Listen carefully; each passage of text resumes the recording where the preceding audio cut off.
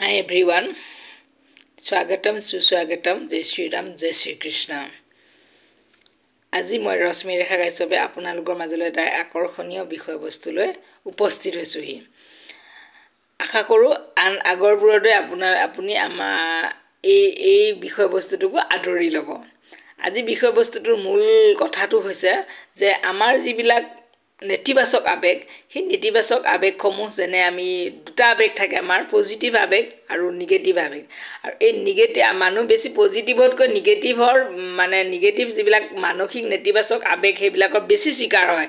যেহেতু আজিকালি এটা হৈছে প্ৰতিযোগিতাৰ যুগ, প্ৰতিযোগিতাৰ যিটো নিগনি দৌৰত কেতিয়াবা কিছু মানুহ ভাগৰুৱা হৈ ৰৈ যায় আৰু সেই যে ভাগৰুৱা হৈ ৰৈ যায় তেতিয়াই এই নেতিবাচক আবেগসমূহ যেনে হিংসা, দেশ, ৰাগ, মানে কাজিয়া পেচাল, বুজাবুজিৰ অভাৱ, মানে মনোমালিন্য, হতাশা, উদ্বিগ্নতা এইবিলাকে মানুহক মানে ঘেৰি ধৰে।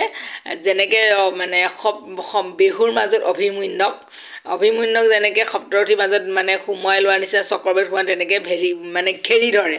গতিকে তাৰ পৰা ওলাই যোৱাৰ যিটো চলিউশ্যন, সেই চলিউশ্যনটো আমি আচলতে বিচাৰি নাপাওঁ, কিন্তু তাৰ মূল চলিউশ্যনটো হৈছে যে প্ৰথম কথা আমি এজন মানসিক ডক্টৰৰ আমি কাউন্সেলিং কৰিব পাৰোঁ। তাৰ বাহিৰেও আমাৰ এটা পাৰ্মানেণ্ট চলিউশ্যন আৰু এটা আছে যিটোক আমি সদায় ইগন'ৰ কৰোঁ বা এইটো হ'ব জানো এনেকৈ ভাবা যায়। সেইটো হৈছে বৈদিক যুগৰ পৰা আমাৰ যিবিলাক শাস্ত্ৰসমূহে আমাক জীৱন প্ৰণালীটো কেনেকৈ আগুৱাই লৈ যাব লাগে শিকায়, কিন্তু আমি কি কওঁ এইবিলাকক আমি মানে সদায় ইগন'ৰ কৰি আহোঁ। গতিকে সেই যিটো মানে বৈদিক যুগৰ যিটো শাস্ত্ৰ, যেনে আমাৰ যিখন গীতা, হিন্দু ধৰ্মৰ এখন পবিত্ৰ ধৰ্মগ্ৰন্থ, যিখন ধৰ্মগ্ৰন্থ পঢ়ি বহুত ব্যক্তিয়ে নিজক মহান হিচাপে চিনাকি কৰি দিব পাৰিছে সমগ্ৰ পৃথিৱীত। আৰু সেই মানে গীতাতে আপুনি কেনেকৈ জীৱন যাপন কৰিব, আপোনাৰ জীৱনশৈলী কেনেকৈ আগুৱাই লৈ যাব তাৰ শিক্ষা আপুনি তাৰ পৰা পায়। ঠিক তেনেকৈ মানে 4 বেদ 14 শাস্ত্ৰ 18 পুৰাণৰ ভিতৰত মেইন পুৰাণখনেই হৈছে ভাগৱত শাস্ত্ৰ।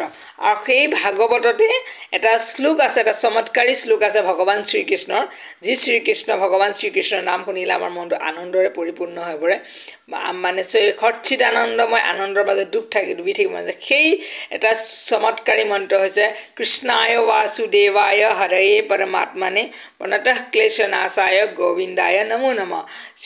ওম কৃষ্ণায় বাসুদেৱায় হৰয়ে পৰমাত্মনে প্ৰণতঃ ক্লেশনাশায় গোবিন্দায় নমো নমঃ। এই যিটো মানে শ্লোক, এইটো হৈছে এটা মানসিক থেৰাপি হয়।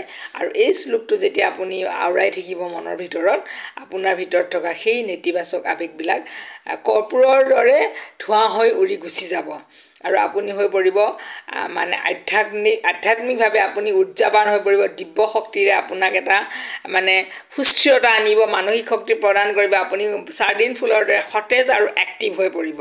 আৰু সেইকাৰণে মই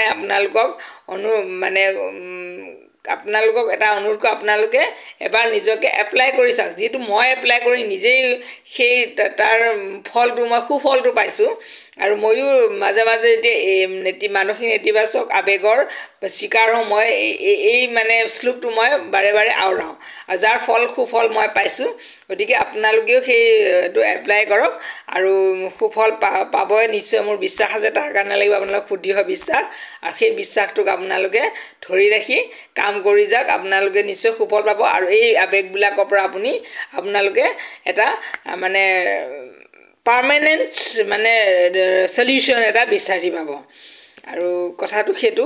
আৰু আপোনালোকক এইটো কওঁ যে মই কোনো প্ৰফেশ্যনেল ডেছবৰ্ডত টকা পইচা ঘটিবলৈ কাৰণে মই এইটো কথা কোৱা নাই।